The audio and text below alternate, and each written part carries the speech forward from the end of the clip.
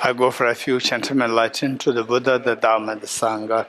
By my accumulations, the practice of giving and so forth, may I become a Buddha to benefit all sentient beings. I go for refuge and enlightenment to the Buddha, the Dharma, the Sangha.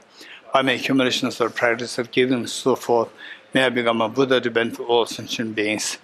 I go for refuge and enlightenment to the Buddha, the Dharma, the Sangha. By my accumulations, the practice of giving and so forth, may I become a Buddha to benefit all sentient beings.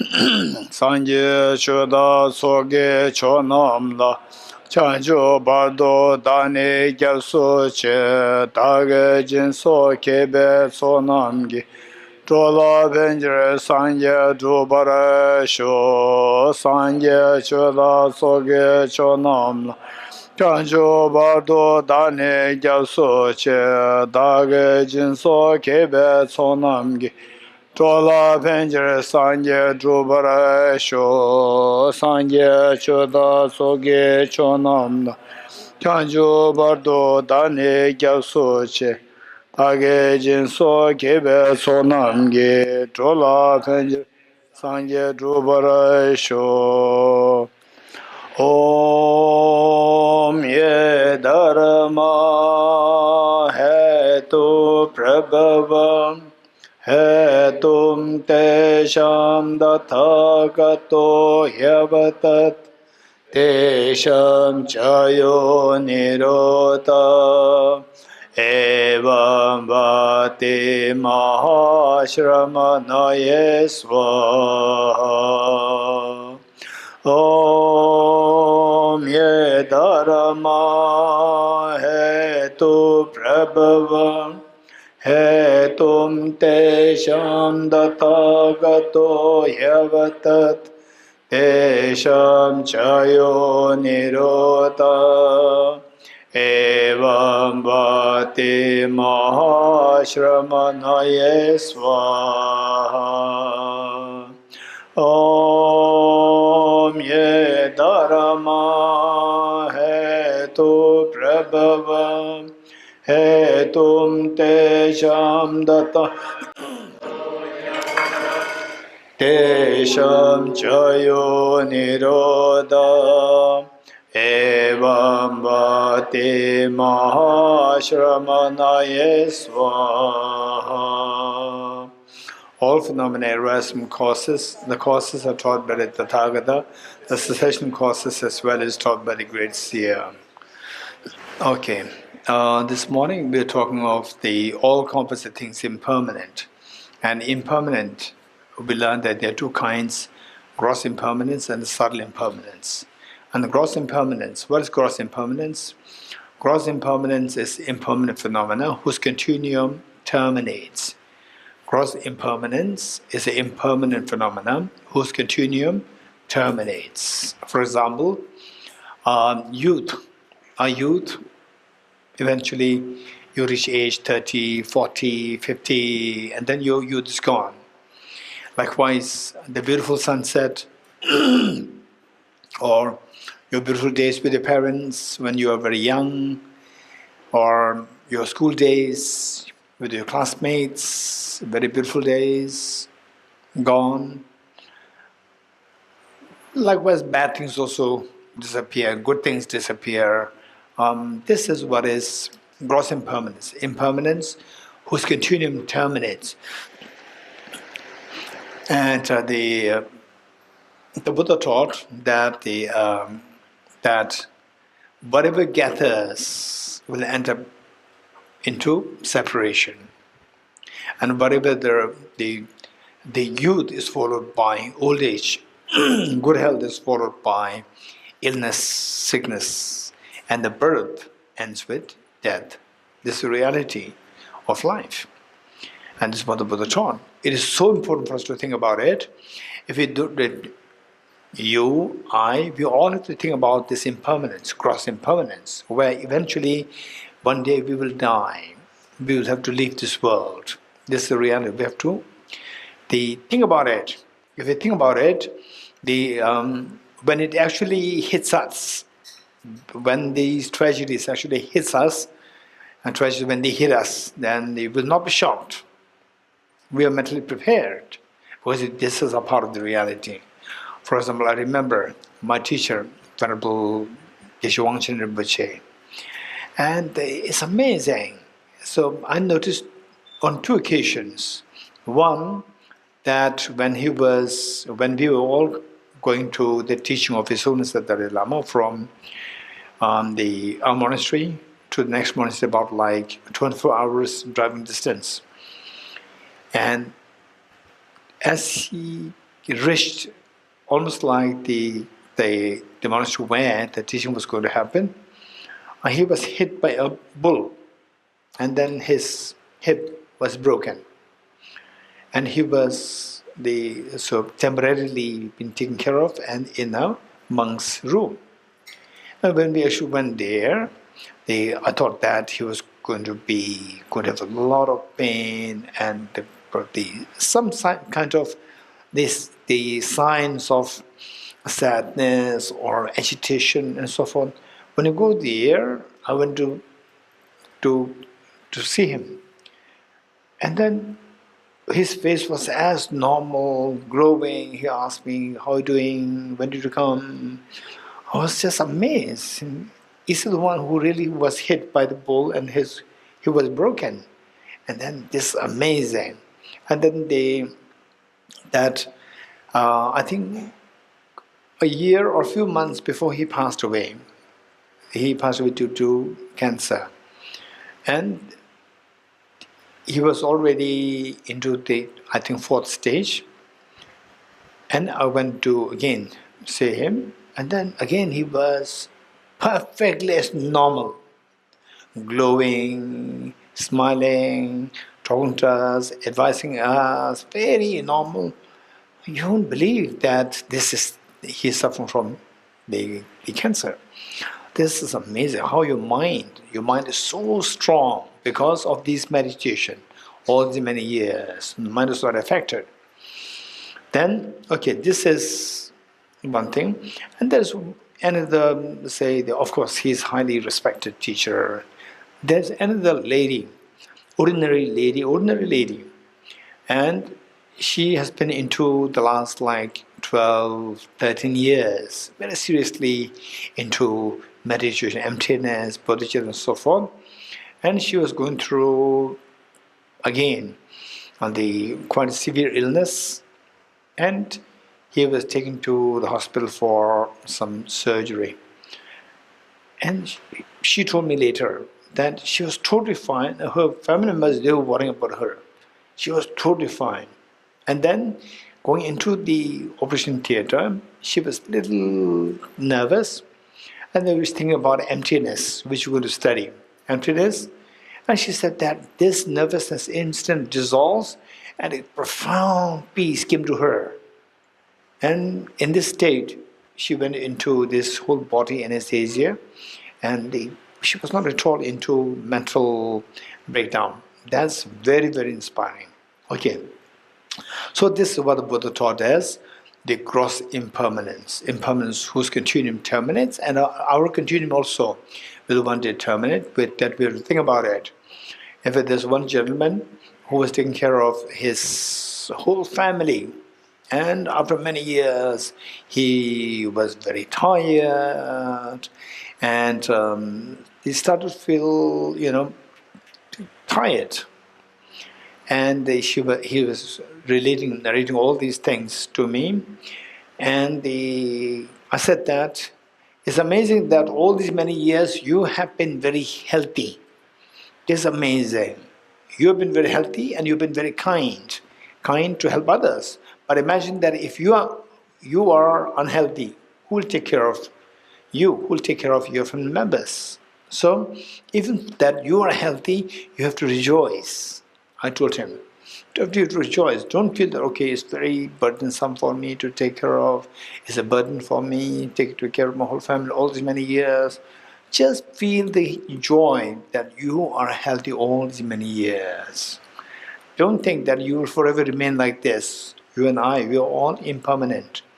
We'll all go through, so one to the other, we'll go through some illness or for some reasons, and we will not be as healthy as what we are today. This is for sure. And he never thought about it.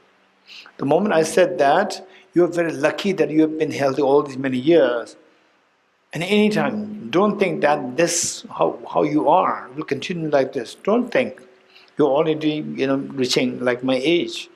You will go and becoming worse, worse, worse. This is what is bound to happen to everybody. It's not like only to elders, young ones, it will not happen. No. Once upon a time, we all had been young ones. Like Lakshraj, Raj. Lakshraj, we all have been his age. But this is what, we have to, we are in this flow, impermanence. So it's very important for us to contemplate on these, that some of us, when we go through tragedies such as loss of near and dear ones, how many of you shed tears when over the loss of near and dear ones? Reasons? Over the loss of near and dear ones, you shed tears. Yes. So, having the shed tears, very, very painful. And if you meditate on these more, particularly some people, just by meeting, I personally could feel that if a tragedy happens to this person will go into panic mode. I could feel that. So I tell them that now it is good that while you are still healthy, your family members are healthy, you have to meditate on these 4 lines. All composite things are impermanent. All contaminated things are suffering nature. Everything is nature, emptiness, selflessness, transcendent source, absolute peace. It's so important for us to contemplate on this on a daily basis. So prepare our mind, in this direction. Okay. So this is the gross impermanence. We think about this. Anytime some good things happen to you, through some, including like having a good meal or meeting with your friends. Okay, today we are together. Maybe, who knows?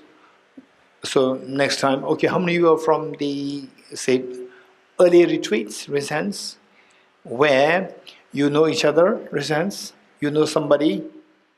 So now this time you meet, you're so happy to meet each other. And that joy is very different. That joy is so profound because this joy is related to your Dharma practice. Very meaningful meeting. So when you feel this joy, remember the impermanence. Even this joy, which is so virtuous, so good, even this will disappear. Think of that. And then say you have your birthday celebrations or any good things happen, you can enjoy. It's not that you cannot enjoy, life is very, you have to see life very negatively. No. Enjoy it. Before enjoying, give yourself 10 seconds. 10 seconds or 8 seconds. And some people will say, why 10 seconds? 11, 12 seconds is also fine. 1 minute is also fine. Half an hour is also fine. But let's say 10 seconds. Just 10 seconds. Even this, just tell yourself, even this will disappear. This beautiful tea will disappear. This beautiful cheesecake will disappear. Just think of that. And then say that way you are building a mental inertia, so that when tragedies happen, your mind will not feel the shock. This is very important to think of. And one day, it's not only somebody, you will also disappear from the planet Earth. It just happened. So when that happens, you will not be in shock. And your family members will not be in shock. This is very important. Okay, this is the gross impermanence. Subtle impermanence. Subtle impermanence is very important to meditate on the gross impermanence first, followed by subtle impermanence. When you meditate on the gross and subtle impermanence, it's not that pleasant. Of course it's not pleasant, but we are learning to face the reality. And then by engaging these practices, then gradually you will come to a point which will go beyond what the world considers as pleasant. The transcendental joy, transcendental bliss, you will experience that. So we will experience that, provided we go through stages. First we cross the reality, saying, if you think that, okay, let's say that there's a place, a small place, and then go beyond this, there's a very beautiful place. Way, way, way more beautiful. So here is a mixture of good, bad, and you cross this, then there's an extremely beautiful place. So, if we don't transcend this, we'll not reach the other shore, will not get to the other place, which is so beautiful. So here, what we see attached to, what we attach to, I, my body, my family, my this, my that, and so forth. So this has a mixture of all things, mixture, joy, sadness, pain, fight, all this in the mix. You agree? You agree? It's a mixture of everything. Brothers, sisters, fights, and majority of the family cases, court cases, is any lawyer? Is any lawyer? Okay, over there. Two lawyers. Where? Yes, Maitri and Parimitta. Okay, so two lawyers more? Okay, two lawyers. So the lawyers know. Majority of the court cases, they are family property court cases. Why? First, little brothers, sisters. Oh, my family. Gradually you become uncles and aunts, and they start fighting. You agree? Okay, by the way, how many of you are involved in this fight? Your family is involved with this fight. Which sense? Brothers, sisters, uncle, aunt. Yes, majority we have this involved in this fight. So the point is that, so this is what life is. This is what life is. Now, it's a mixture of all these things. You cross this, you think about the demerits of this, then you will cross. Once you cross this, then you will see, wow, that real treasure inside comes out. Comes out, and your tears stop, and the peace expands to infinity. This is so beautiful. So this is what we have to aim at. But again, don't believe in these things. Wow, it's amazing. You cross, and then you go into the. Don't believe. You're getting it. What is important is that you learn these things and then see how it makes sense. You have to ask questions. Otherwise, what do you call it? Those people who are so good in orators, who are so good in speaking, they say something and then you're mesmerized. Wow, amazing. So say you are so keen on, what do you call it, cheesecake. Or if you cross this, then you will get a whole house of cheesecake. Wow. This is deception. This is deception. You have to ask. How do you know that? You have to ask these things. Whatever we learn, we make sure that we ask. That you should get conviction. Don't just blindly follow somebody who is eloquent in speaking, eloquent, says something, and you just believe in this. Don't be like that.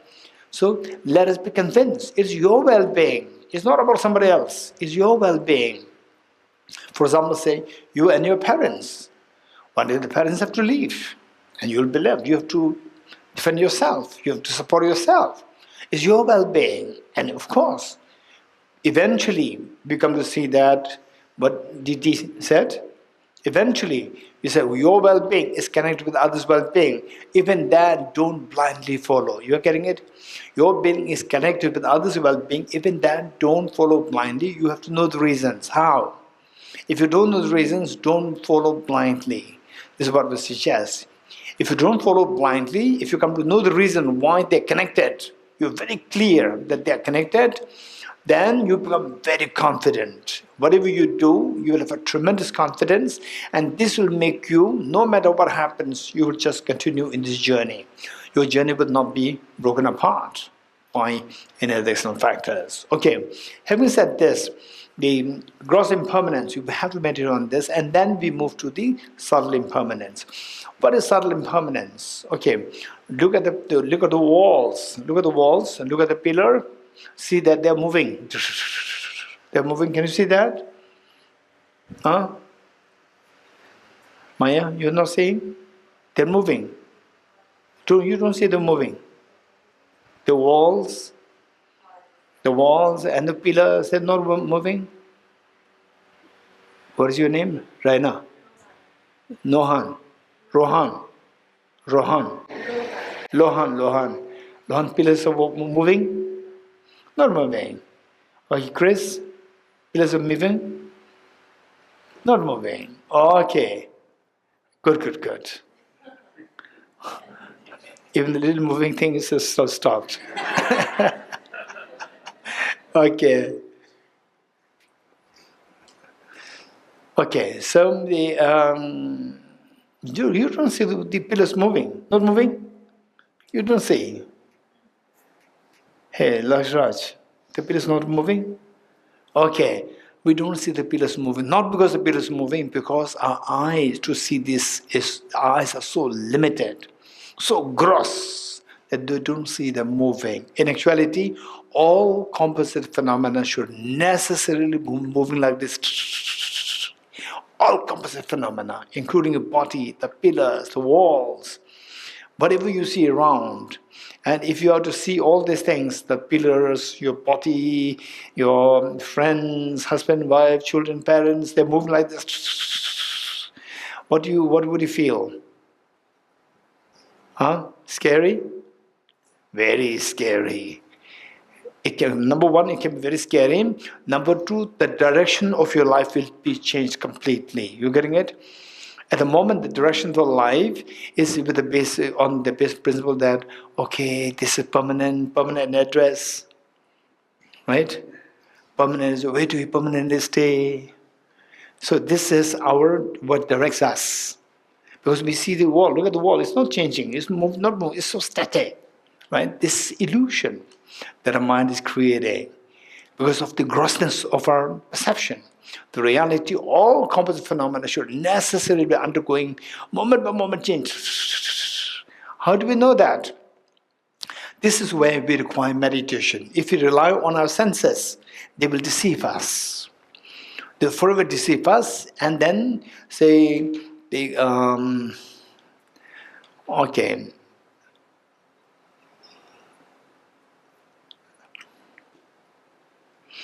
Today, say, if you are in your 40s or if you're in 50s, let's say 40s, today, suddenly if you have to become 60, you'll be scared. Suddenly if you have to become 60, you'll be scared. Scared or not? Very scary. Suddenly, if you become 60, it's very scary. And suddenly you become 50, it's scary? No. Okay. So, 20 years ago, Joshua, where were you? 20 years ago. In college? I was doing my diploma. Doing diploma, okay. 20 years ago. And 20 years ago wasn't gone now. Done, finished. Right? It reached, but we were not scared. This is because of the illusion. If it were to happen suddenly, we will have a sense of fear. So likewise, each one of us, 20 years ago, Lohan, where were you 20 years ago? In school? In school.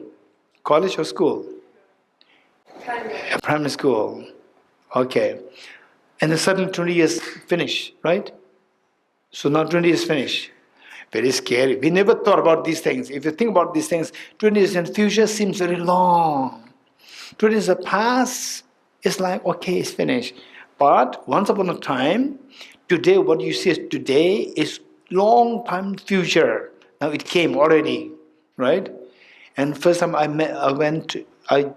entered into Tibet House as the deputy director. My hairs are completely black. Now, 15 years passed, white coming up. This is reality. This is how, say, the young people, hey, Maya, look at her hair, it's completely dark. 20 years later, let's see. Yeah. Don't dye, don't color. 20 years later. Not now, 20 years later. Okay, what I'm saying is that this is very scary. We never thought about these things. If you think like this, it's very scary. Okay, with this subtle impermanence, even these what we say so static, this is illusion. is that in actuality they move so fast. And if we come to feel that, then the direction of our life will be very, very different. Our life will go in a very meaningful way. Very meaningful way. We will not waste our time like this. But what are you doing? It's not wasting your time. What you're doing is amazing, to be very honest. But generally speaking, your age group, the friends, where are they? Many of them, some of them are in the pubs. Some of them they dance in nightclubs. You're getting it? And adventure, so forth. And then real, Instagram, right? So this is how people are wasting their time. If you see the subtle impermanence, a life, direction of life is going to be very different. You will see that, for example, let's say the analogy given is that under normal situation, okay, just pick up the pen that you have, pick up the pen and show it to me. Or let's say your watch, if your watch, show this to me. Okay, you don't remove it, just show that. And this watch, if somebody takes it from without permission, takes it from you, you said, "What are you doing?" Right? And your mind will become so angry. But if there's earthquake and you are struggling for life, this earthquake, magnitude 9, not 3, not 4, magnitude 9 earthquake, and your watch, someone takes away, will you chase the person? You will not chase a person, because your watch is about your watch or your life. Your watch, give up your life. Your life, give up the watch. Let him take. You're getting it? Now, we are struggling to chase the person who takes your watch away. Why? Because we don't feel the urgency. But when you see that earthquake means impermanence of your life. You feel the impermanence, urgency is felt. With the urgency, you're chasing after the watch. It's so insignificant. In other words, the direction of your life will change completely. Small things, you just let go, it's fine. As long as my gade para samgade Buddhist awakening my true nature, they'd be here in treasure. But as long as that is happening, the rest is fine. Just keep letting go, let go. Otherwise, life is so precious. Life is so precious, it is not at all worthy to waste it for trivialities. This sense of urgency will come to us. So therefore, for example, okay, we learn this. Then after that, we learn this intellectually, we get it. But for that to feel it, you have to meditate on this. So to meditate on this, first we need to know how. How can I know that if in this wall, my body, everything's changing? The body, we know that after, say, many years, like 20 years later, 30 years later, you know that your body is changing. You know that the house is changing after 34. But look at now, we don't see it changing. It's so static. Okay, if this is illusion, this is actually changing. How do we know that? For this, just imagine, this is how we meditate on subtle impermanence. These are the techniques. Okay, but intellectually, you can do it very fast, but it does not help. You have to do it, follow the process. Follow the process step by step. Don't jump the steps, but don't bypass the steps. For example, let's say that 2025, in memory of our meeting together, so in front of the Gomba, this temple, we plant a Bodhi tree. And where it was just open space, you plant a Bodhi tree. 10 years later, 2035, we come back and we see a huge tree having grown there. You're surprised. It was not there before. It was just an open land here. Now there's a big tree, you're surprised.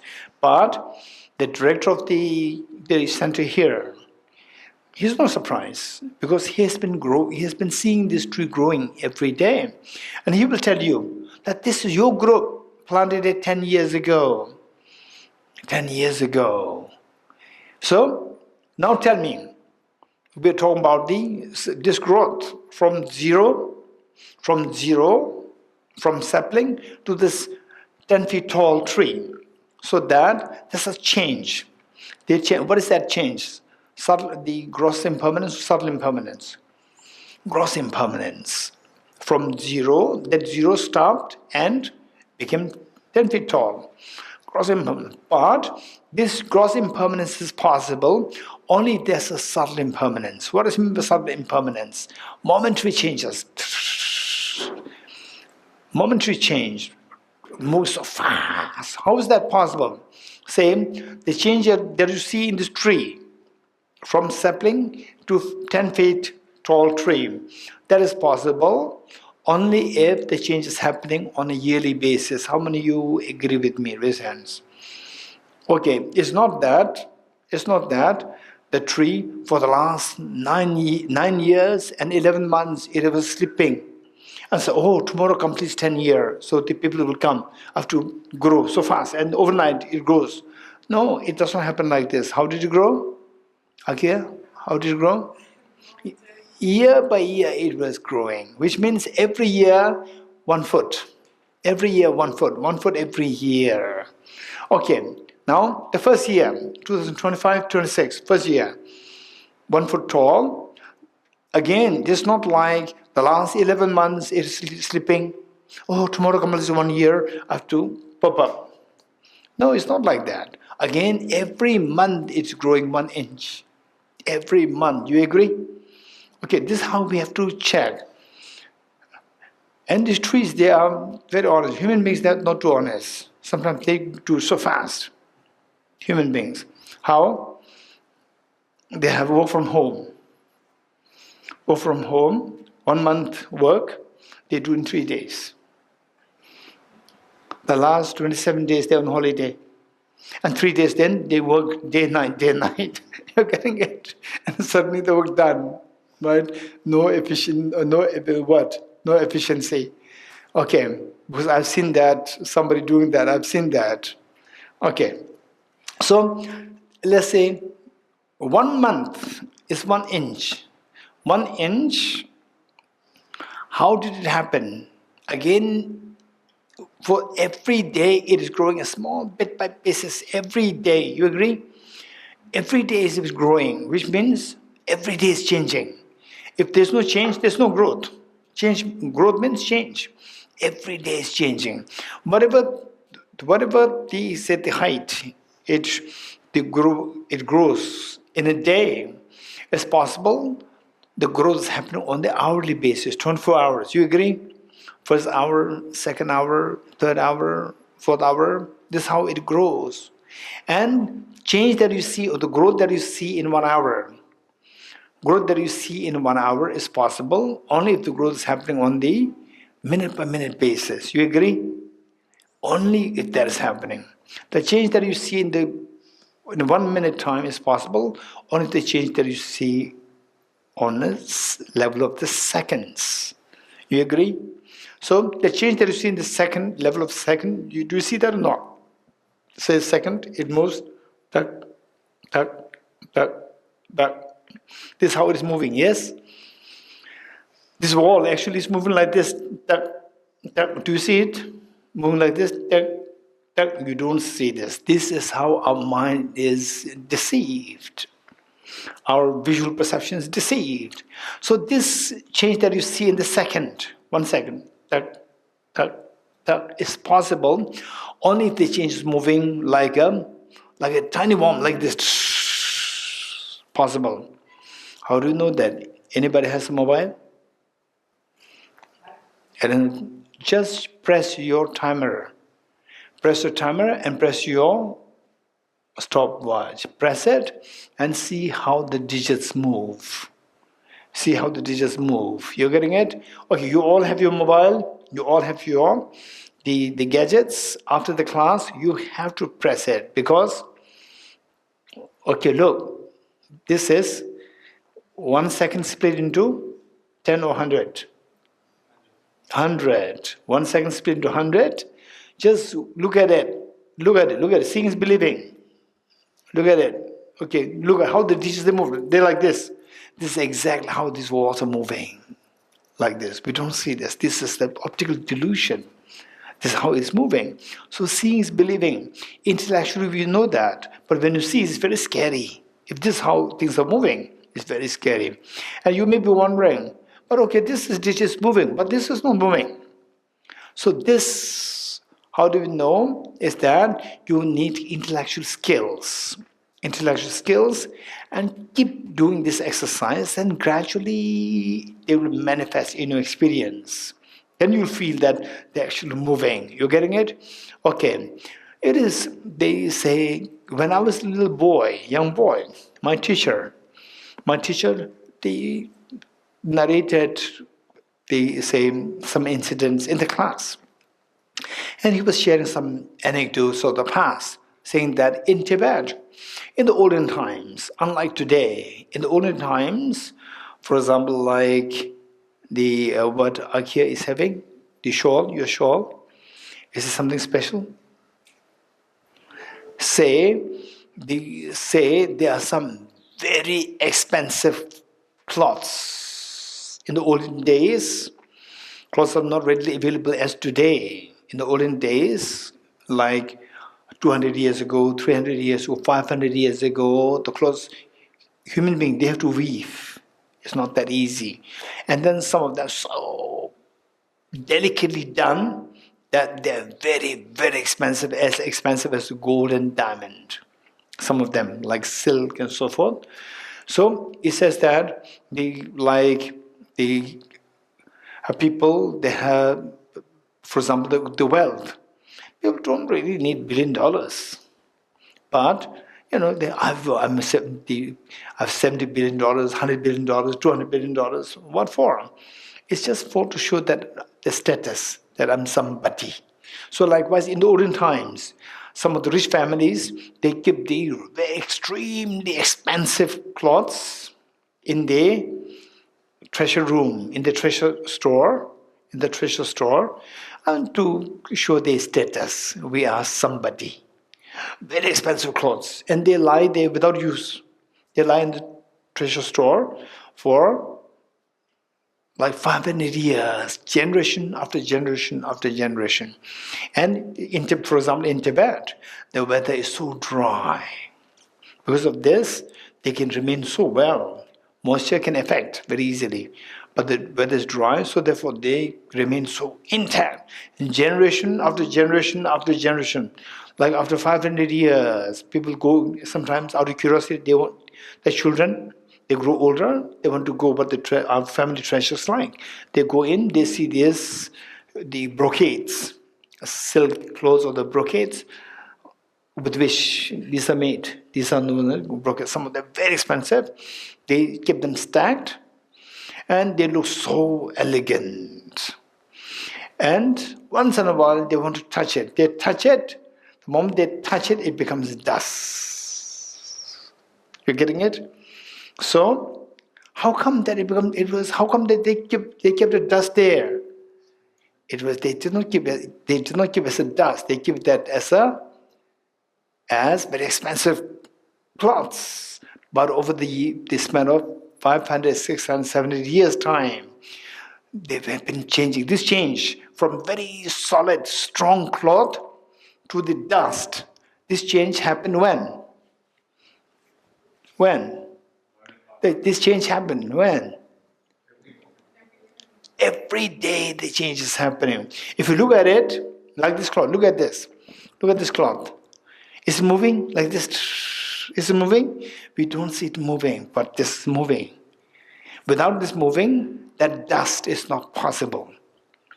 That dust is not possible. So these are the things we need to contemplate on. The more we contemplate, if you don't contemplate, if I don't contemplate, there's no benefit. We intellectually know that. But if you contemplate then the experience will come. A fear, a strange feeling can come because the feeling or the conceptual mind which directs our life at the moment is very different from this conceptual mind which sees the impermanence, subtle impermanence. This is how things are seen as moving so fast.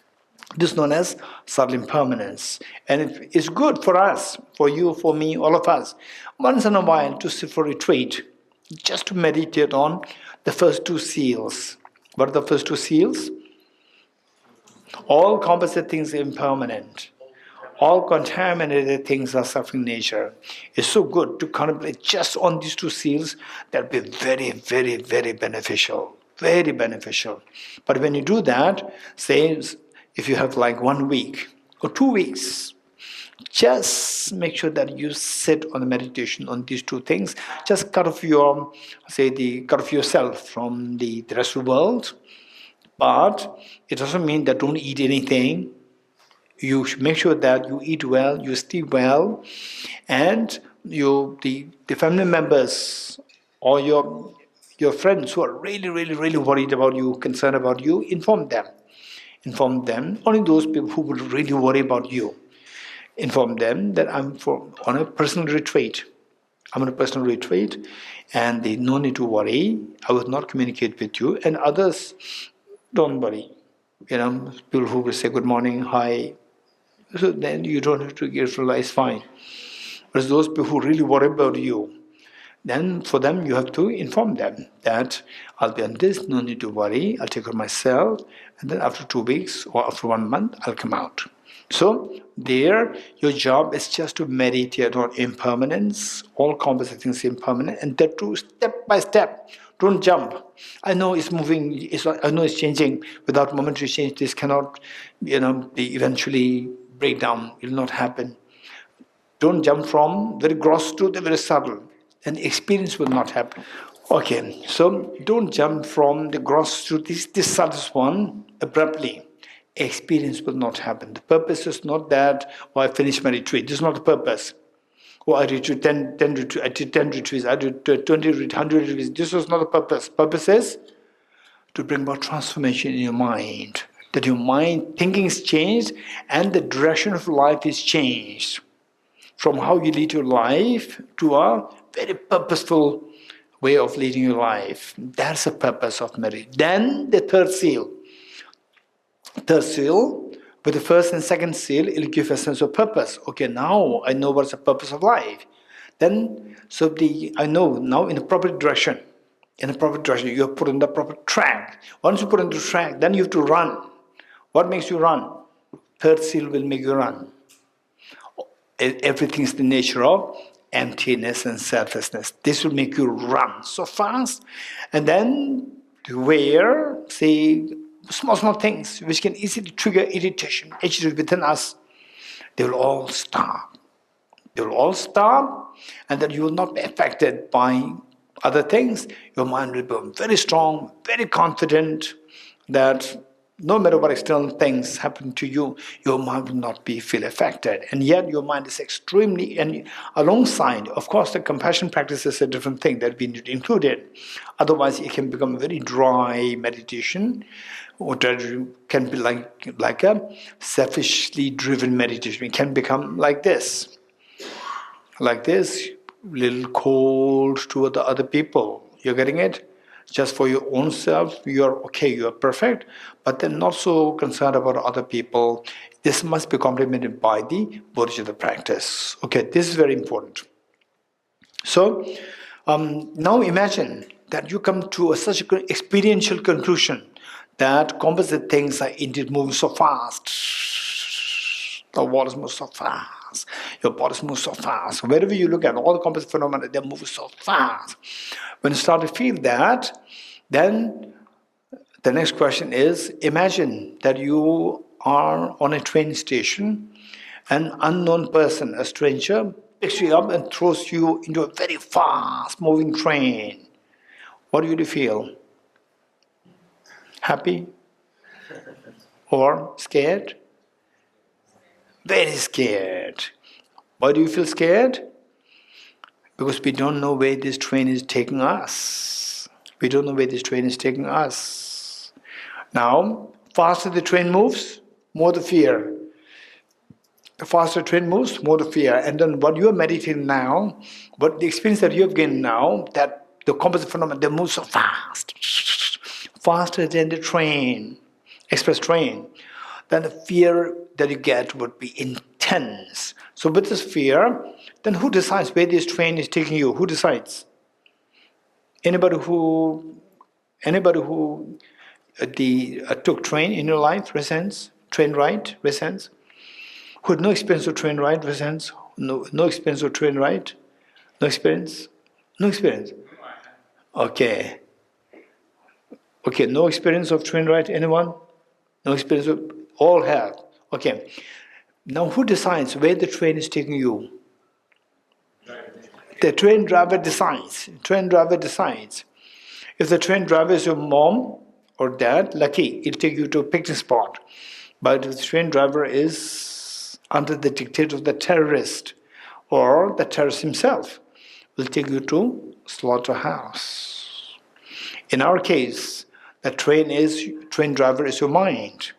And this mind per se is not terrorist. It's not terrorist, but this is under the control of the worst of the terrorist. Worst of the terrorist, which is the worst of the contamination. Which means our mind is under the dictate of the worst of contamination. It will only take us to the miseries. This is what the Buddha taught as the second seal. What is the second seal? Akya. What's the second seal? All contaminated things are the nature of suffering. So, let's say things which are under the dictate of the contamination, like the terrorists, things which are under the dictate of contamination will only take us to miseries. All contaminated things are suffering nature. You may be wondering, what is contaminated? Precisely, what is contaminated? Anyone? What is contaminated? All contaminated things are suffering nature. Anyone? The girl there? Your name, the girl there? Alexandra. Alexandra, yes. First we have to know what's contamination. Very good. Contamination is the presence which distorts our mind. Say it again. First we have to know the contamination, and then? And the contamination is the presence which distorts our The contamination is the mental state which disturbs the mind. Very good. Okay. So the second line says all contaminated things are suffering nature. To know contaminated, we have to know contamination. What contaminates? The contamination which contaminates. We need to know contamination. Contamination, yes, of course we have our understanding what contamination is in loose sense. But here, the contamination is a very technical term. It's not just how we understand it in a loose sense. So contamination here refers to afflictions. Afflictions. And you may be wondering, what is affliction? Again, let us be very precise. Affliction is well defined. The mental state is defined as the mental factor. Affliction is a mental factor, the presence of which disturbs our mind. Let me repeat it. Affliction is a mental factor, presence of which disturbs our mind. Affliction is a mental factor, presence of which disturbs the mind. Okay, so what is influenced, what is affected by the afflictions will only take us to miseries. All contaminated things are suffering nature. Okay, the next question is, what do you mean by suffering? This next question. What is meant by suffering? Okay, so here, when we say all contaminated things are suffering nature, contaminated things, causal factor, when a mind is contaminated, we see that a mind is like the train driver. It decides our future. So what the future is like, whether the future is happiness or suffering, is determined by the state of mind that we have now. This state of mind, if it is under the influence of the terrorist, it will only take us to suffering. If the mind is under the dictate of the contaminations, of the afflictions, it will only take us to suffering. Okay, so this contamination, broadly speaking, contamination is of two kinds. Broadly speaking, causal contaminations is two kinds. One is contaminated karmas and afflictions. Contaminated karmas and afflictions, these are the two causal contaminated things. Contaminated karmas and afflictions are the two causal contaminated things. Whatever is all contaminated things are of suffering nature, will lead us to suffering. Okay, now the next is, what is suffering? What do you mean by suffering? Anyone? Can you give me some examples of suffering? Gagan. Unpleasant sensation. Unpleasant sensations, very good. Anyone else? Very quick. Anything? When you feel miserable, like? Like all bad things happen to me in good state of mind. No, let us not be too general. You know, all bad things, all suffering. Make it very precise. Maybe something like grief. Huh? Grief. Okay, grief. Grief is a pain. Grief over the loss of near and dear ones, so forth. Anyone else? Very quick.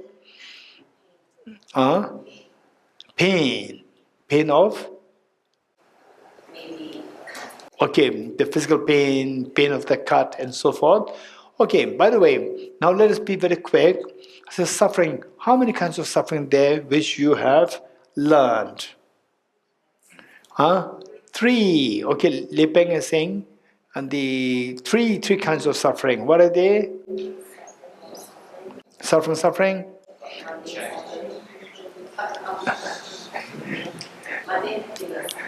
Okay. Over there. Your name? Guy. G-U-Y, Guy. Oh, that's interesting. Easy to remember. Easy to remember. Yes, hey Guy. Hey, Guy.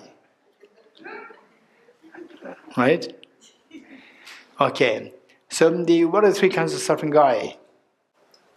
Suffering of suffering, suffering change, compounded pervasive suffering. Okay. The suffering change, compounded pervasive suffering, or conditioned, pervasive conditioned suffering. Okay. Good. 3 kinds of suffering. Suffering that you can think of the universe, there are 3 kinds. Suffering change, pervasive conditioned suffering. It's a matter of English translation. Some translate adjectives, put it one way or the other. Compounded pervasive compounded pervasive suffering, or pervasive compounded suffering, pervasive conditioned suffering. Okay, just go for one, whatever you feel more comfortable. Pervasive conditioned suffering. Okay, we have to discuss on these, and lucky that we have many seniors, so that would make our work way easier. Particularly during the group discussion, what I would suggest is that to the group leaders and the others who are senior with you, your job is to make sure that whatever technical aspects which discussed in the class, they must be discussed first in the group discussion. They must be discussed first before people throw their questions. Once these things are discussed already, and the audience, your friends, they already know what is being discussed, then you can come up with the questions. Are you good? The next is the 3 kinds of suffering. The first suffering, particularly, so those of us who are new, you be more active in this, because the seniors, they will give the answers, but the newcomers, you should take more active role and speak. Okay, what do you think is suffering? Anyone? Okay, now anyone, seniors or beginners, anyone? Unpleasant feelings. Unpleasant feelings. Your name? Kemanando. Venerable Kemanando says, unpleasant feelings. How many agree with Venerable Kemanando, Resens? Very good. All the unpleasant feelings, I say undesirable feelings, unpleasant feelings, all, physical, mental, all fall under suffering of suffering. Thank you. And suffering, they say in a loose sense. In a loose sense, we can say all the evident suffering, which anybody can easily identify as suffering, including the animals, which people, anybody who experiences that feels that this is suffering. That is known as suffering of suffering. Unpleasant feelings, unpleasant metals, the unpleasant feelings, or unpleasant, the feelings, the state of the feelings. Good. What do you understand by suffering change? Suffering change over the year. When we break up with someone that we really love. Your name? Misha. Oh, Misha, yes, okay. How can I forget Misha? Okay, so Misha said the feeling of the pain of the Losing a loved one. pain of breakup, right? Pain of breakup or pain of losing loved ones. Okay, how many of you agree with the suffering change? Okay, losing a loved one. Losing a loved one, is it painful or not painful? Is it something which everybody identifies as painful or not? So what everybody easily identifies as suffering is? Suffering, it's not suffering change. Anyone else? Yes. Change of weather, season for a farmer. It's unpleasant, it's a suffering for him. Okay, so what they expect as a rainy season, suddenly rain stopped, and then harvest dries, right? So then they're in panicky mode. There's suffering change. If that happens to anyone, will consider as pain or not? Depends, because, No, if it happens to anybody, yeah, so what is identified as suffering by anybody is known as suffering of suffering. Okay. Okay, now Shobit. Loss of routine. Loss of routine. Routine is something personal to you. So I don't think it Okay, loss of the routine which my parents imposed on me. Right, my parents imposed on a very rigid routine, and suddenly it breaks. Suffering or happy? Very happy. Yes, Shobit. So how is there suffering? Suffering change. If I like the routine, You like the routine, then? then I am suffering a change of the routine. Okay, so then the routine is lost, then you feel painful. Yeah. So if anybody feels the same thing, they will feel painful or happy? They probably won't be able to relate. This is not my question. So the question is, if anybody feels the same thing that you're feeling, loss of a pleasant routine, then they'll feel it painful? Anyone? Subjective, right? Huh? Wouldn't it be subjective? The question is that everybody feels a routine is very pleasant, and you lose that. It's a unpleasant feeling. So which is suffering? Okay. Anyone now who's more... Okay. Over there. Your name? Middle. Yes. the cheesecake you mentioned yesterday, cheesecake. Okay. You want to eat cheesecake, you are going to be very happy, but the cheesecake is going to finish, so you can get eating cheesecake all your life. So that fact of things changing makes you suffering. Okay. You're having eaten the cheesecake, but it's going to make you suffer. I don't know if I explain myself. Say you eat the cheesecake, but you cannot eat cheesecake every day, whole your life, so it changes to suffering. Yes. In what way? How is suffering? Sorry? How is it suffering? Because before you feel, I'm into the cheesecake because I will feel better. Then you start eating cheesecake, you feel better for a while, but after half a kilo of cheesecake, you cannot eat anymore. So you are suffering, you are fed up with cheesecake. Okay, this feeling of fed up is unpleasant to everybody or not? So therefore it is suffering. Okay. It's not the fact of filling up with the cheesecake. It's the fact that you believe that the cheesecake is going to make you happy. That is the, as far as I have understood when they explain me, the suffering of change. Now you tell me, you don't tell me many things, then I cannot pick up which is suffering change. Right? Okay. Let's say, okay, there are many hands coming up, Maya. Aging. Okay, who loves aging? Is there somebody who loves aging? Yes, children. Children, they love aging. They don't love aging, they love growth. You want to grow? You want to grow old? Oh yeah, I want to grow old. Nobody will say that. You want to grow? They'll say yes, I want to grow. Right? It's not aging. They love growth. They don't love aging. Okay. Okay, Steve. What about changing that is not unpleasant, that is joyful? Can you give me an example? Like, let's say you're in a drought, no rain, no water. Yes. It's very unpleasant, it's hot, you can't wash, and suddenly you have water. Now you So suddenly you get water, you're happy. So which is suffering change? that's a positive change. So the positive change That would relieve suffering. that lead to suffering. How?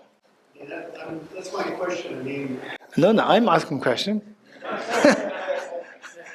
So you're supposed to give me an answer. Okay. Okay, the Akia. You raise hand? Yeah. I understand as suffering of change, Geshe-la, is what appears to give me happiness under different circumstances can turn into. Can you give me a precise example?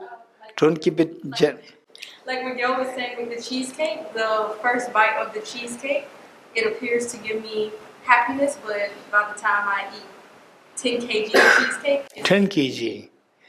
Okay, okay, let's have a kg. 1 kg. 1 kg, yeah. The cheesecake, it gives me suffering. For example, I might vomit. So which one? The first one you're enjoying or the last moment you are suffering? Which is the suffering change? The first one is the Suffering The change. person is already suffering. Oh, first one is suffering. I didn't identify it as suffering Okay, how is the suffering? Tell me. because it has the potential to give me misery. The same potential that the 10th or 20th or the whole 1 kg does.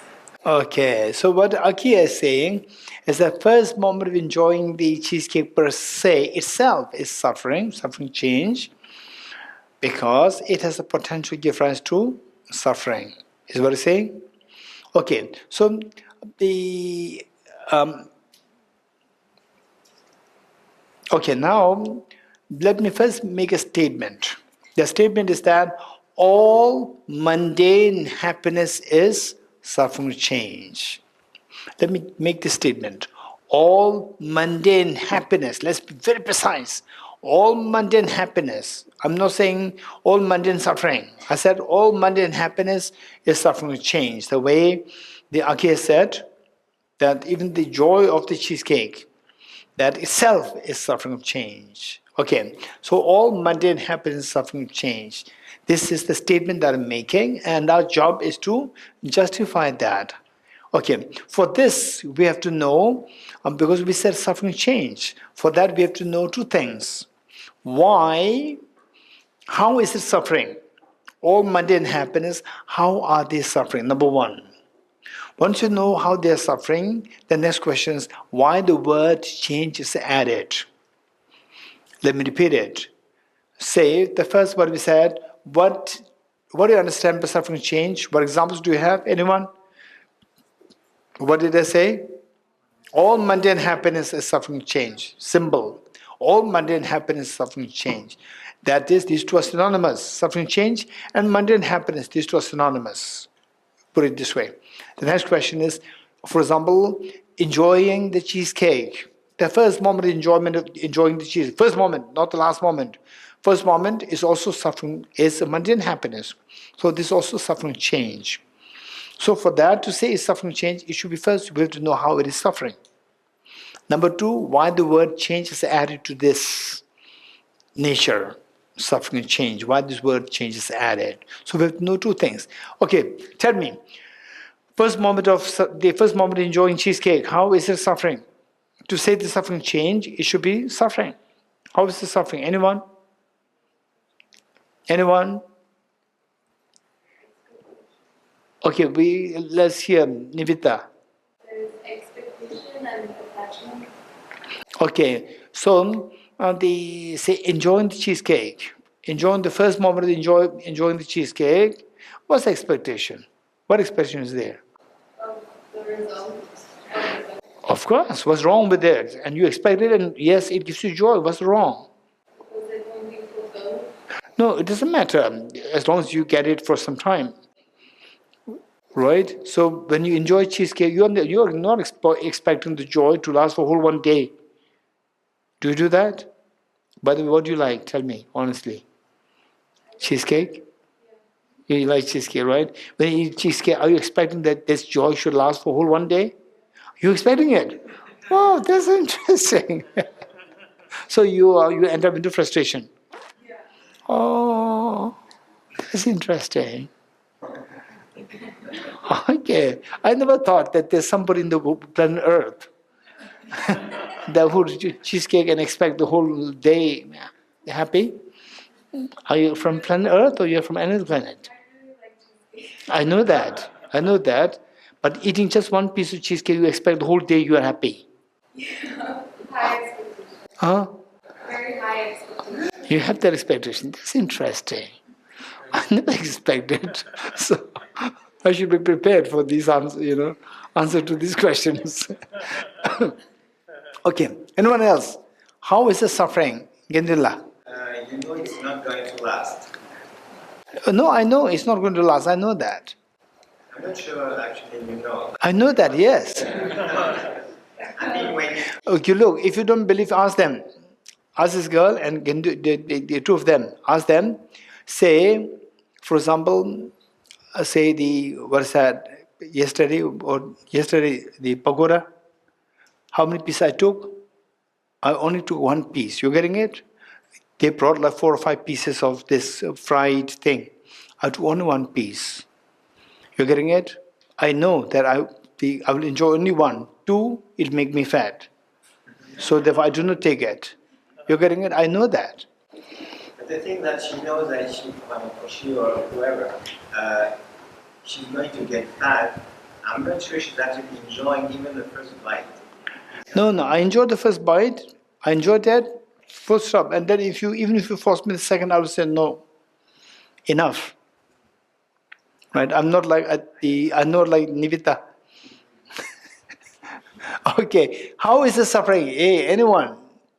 Maitri, our lawyer. Because it may not give you the same kind of happiness in the next bite. I know that. So because I know that, I deal with only one. I do not take the second one. What's the problem? I know that. But you can still enjoy this. How is the suffering over there?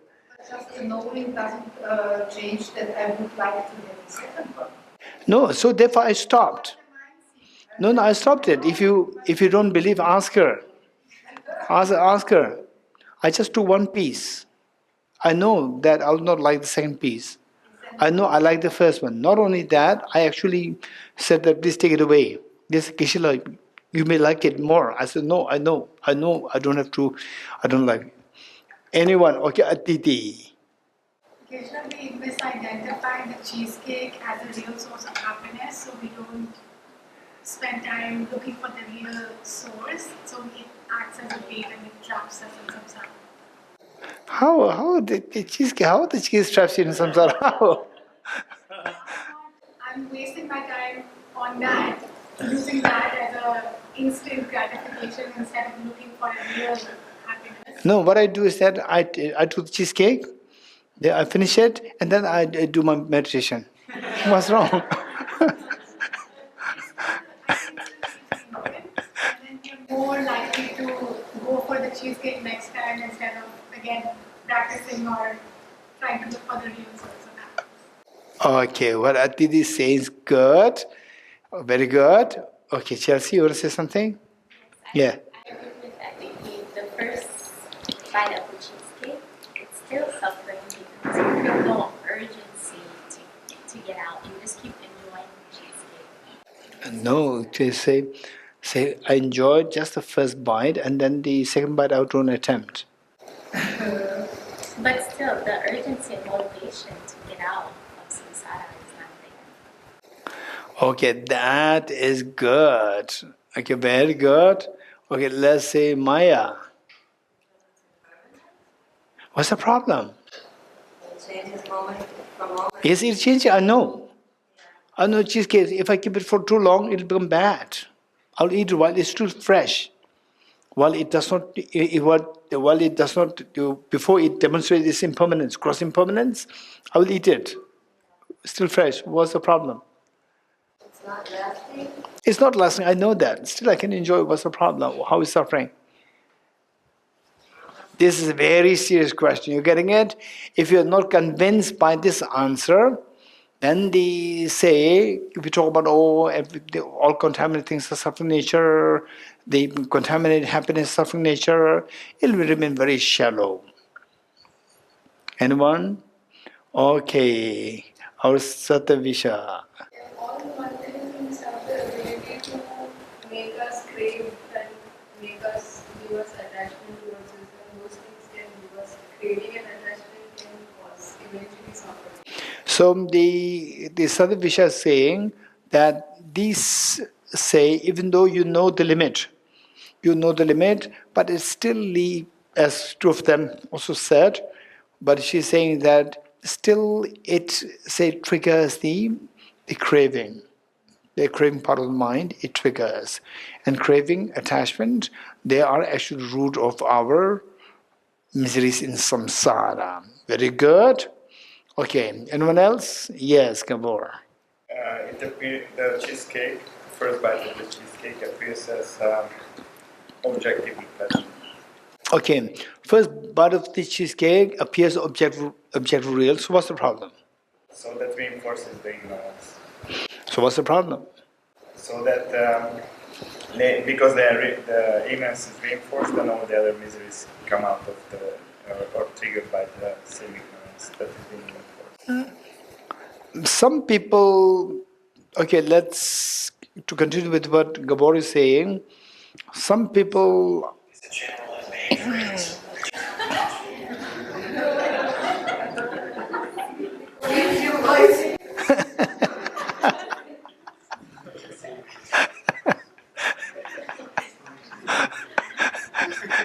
Okay, so some people, they're very smart. Whole their life, they take wine, but they take only one shot, not the second shot. They take only one shot. They enjoy it, and second shot, they'll say no. And whole life, it never becomes worse. So what Gabor said is that it will trigger, enrich the ignorance, and ignorance will give rise to more things. But for this person, it's very stable, steady, whole life. But the ignorance still operating, because even if he says, I will only take one sip, they still appreciate, but they still see that's a object real, yes, that's true. So while they are engaging with this objectively appearing reality, then they are not conflicting with the ignorance. No, it should not contradict with the ignorance. Why should it contradict the ignorance? Why? Because that's the source of all other. But ignorance remains very stable. The ignorance? It remains stable because he's very stable, one shot all the time. Yeah, that's the problem. Why is the problem? If so his mindset is very stable. He doesn't go beyond that. So ignorance is also very stable, not go beyond that. Okay, but then they're still in samsara. So. Yes. So it's stable in samsara. Stable in samsara is not too good. Right, okay. But you're very good. Okay, anyone else? Okay, good. So, usually I give this metaphor, and these, if we think of these metaphors, this will be very, very, very helpful. Say, poison.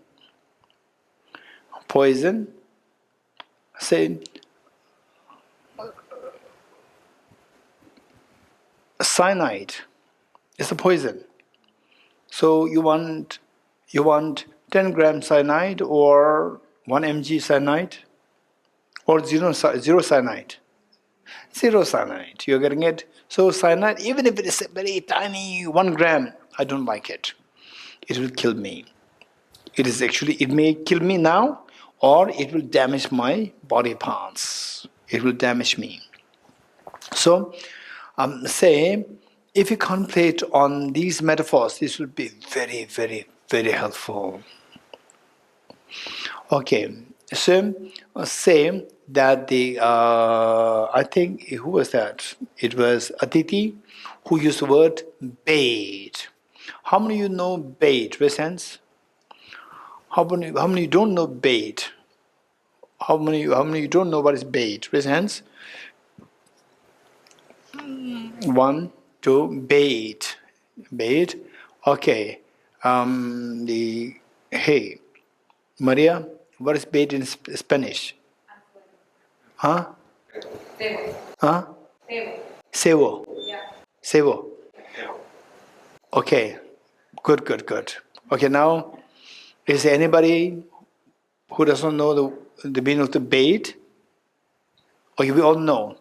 Okay, the bait, do you agree with me that the bait should have, by the way, Lohan, where are you from? Which country? Germany? France, okay. Any other French? Okay, oh yes, Gandula. Okay, bait should have 2 attributes. Bait should have 2 attributes. One is, bait should be very delicious, very nice. Say, where do people use the bait? Where? Fishing, hunting. Okay, let's say fishing. The bait should be very delicious for the fish. Yes? If it's not delicious, the fish will not come. It should be very delicious, number 1. And then number 2, behind the delicious food, there is the hook. These are the 2 things required for a bait. If these 2 things are not there, if only the food, not the hook, then fish will eat and leave. If the hook without the food, again fish will not come. So the fish will be drawn by the food and catch by the hook. So it should have 2 things. Likewise, all the baits, all the mundane happiness, they are baits. As Aditi said, they are baits. They have 2 necessarily, they should be delicious. They should be nice. If you don't enjoy, then we will not be pulled by this. They should be nice. At the same time, behind that there's something, this hook there. What is that hook? Let us listen to this. What is that hook? Okay, example that I give usually is that imagine that there are 2 prisons. Say there are 2 prisoners. 2 prisoners, prisoner A and prisoner B. And the punishment is, after a year, execution, capital punishment.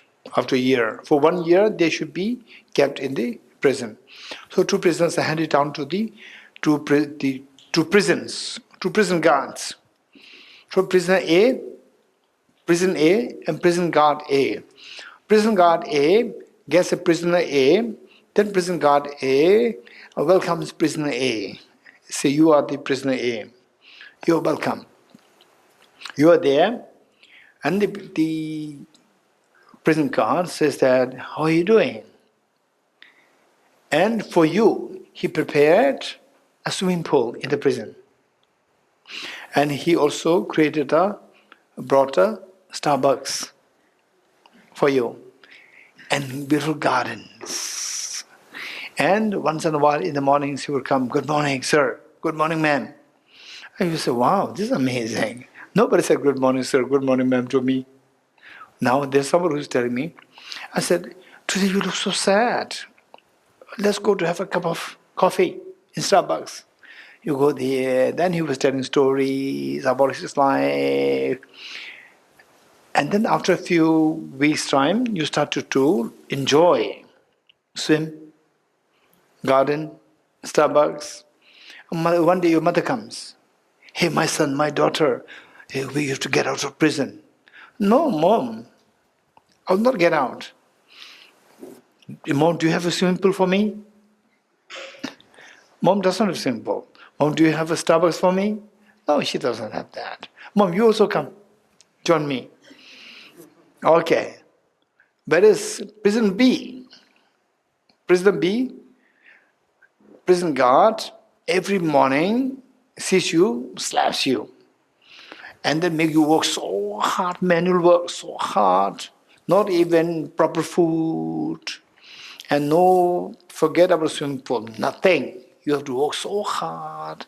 All your hand, they go into becoming, calcified, hardened, blisters, because of the hard work and very meager food.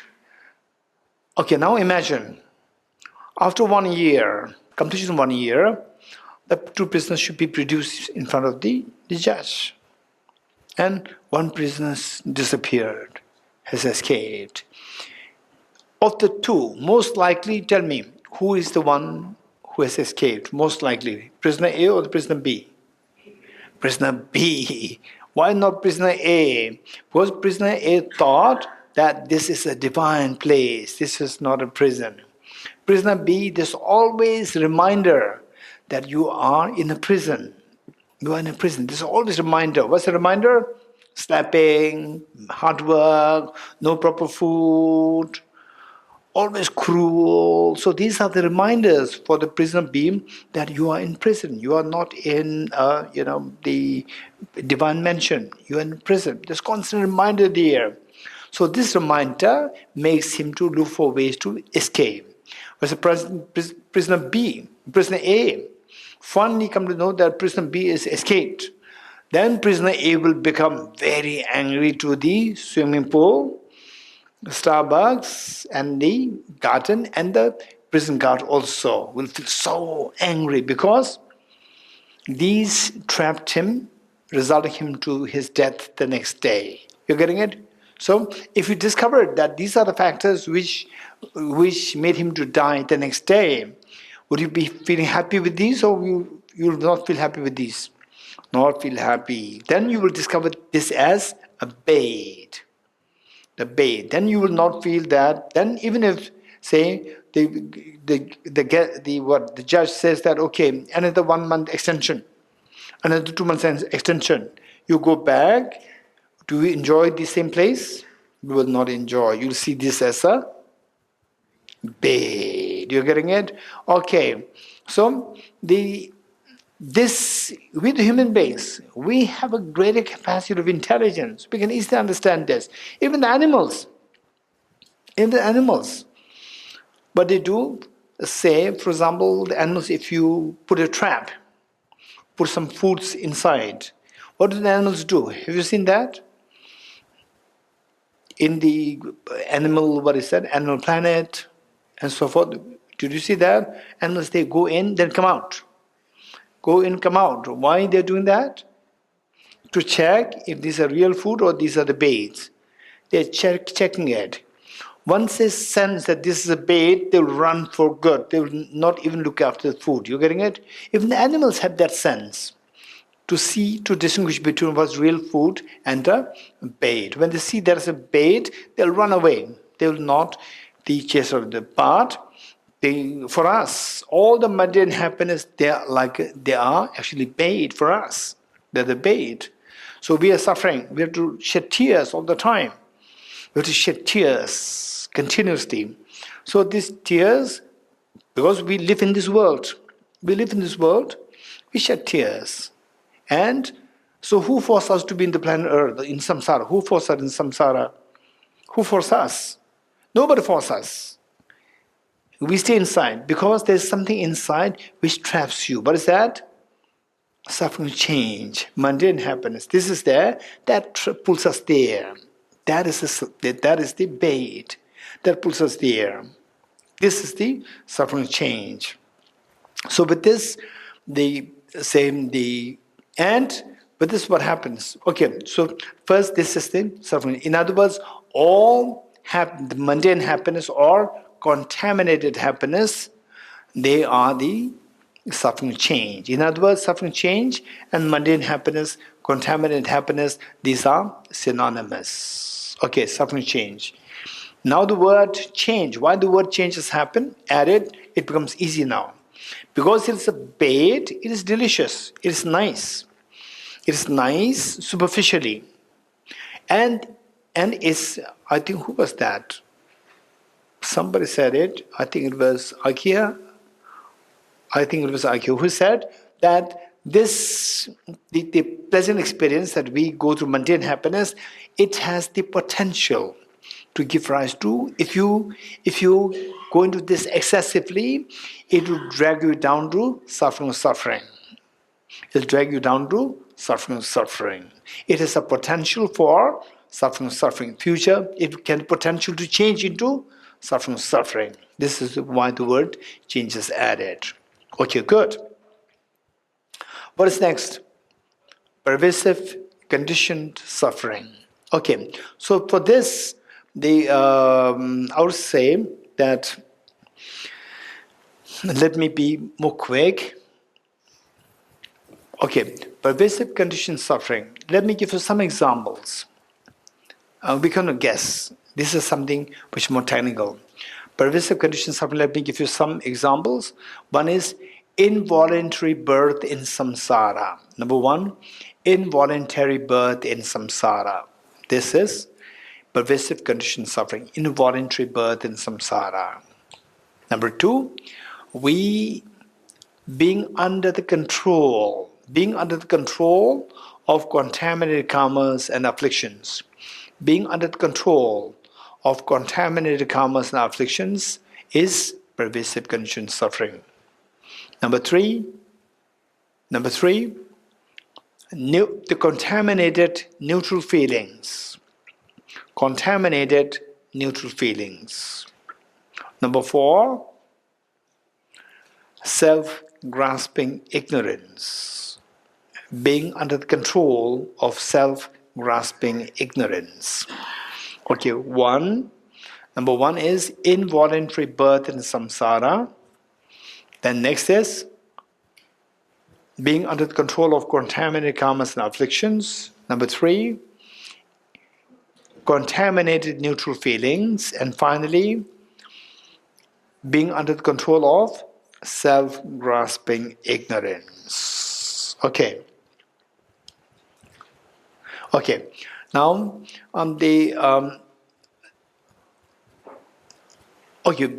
these we'll explain. We'll explain this tomorrow morning.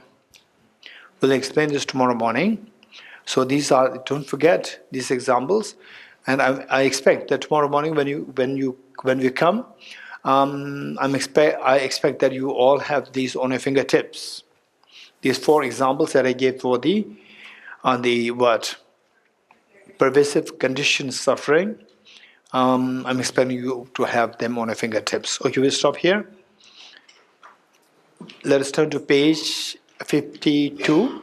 Page 52, dedication prayer. I dedicate the merit thus gathered towards the realization that is in the prayers of Buddhas and Bodhisattvas of 3 times, and to the upholding of the doctrine, scripture, and insight. May I in all lives, through the force of this merit, never separate from the 4 wheels of the Mahayana vehicle, and accomplish all the stages of the path, such as Bodhicitta, perfect way in the 2 stages. From my 2 collections, vast space that I've amassed from working with effort at this practice for a great length of time, may I become the chief leading Buddha for all those whose minds wisdomized, blinded by ignorance. Okay, praise to Buddha. Tabge tuje shage riso cho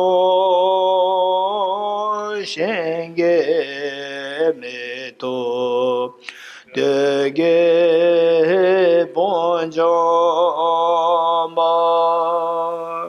sege lumbo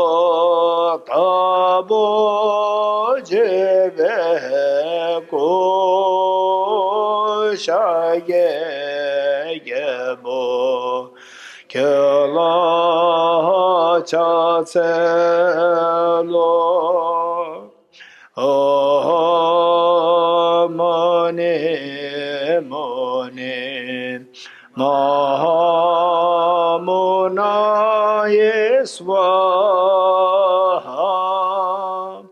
Om Mani Mani Mahamunaye Swaha Tage tuje shaye riso chon shenge me to Dege bojamba Sege lumbo tabo jebe ko shaye yebo kyola cha se lo Om Mani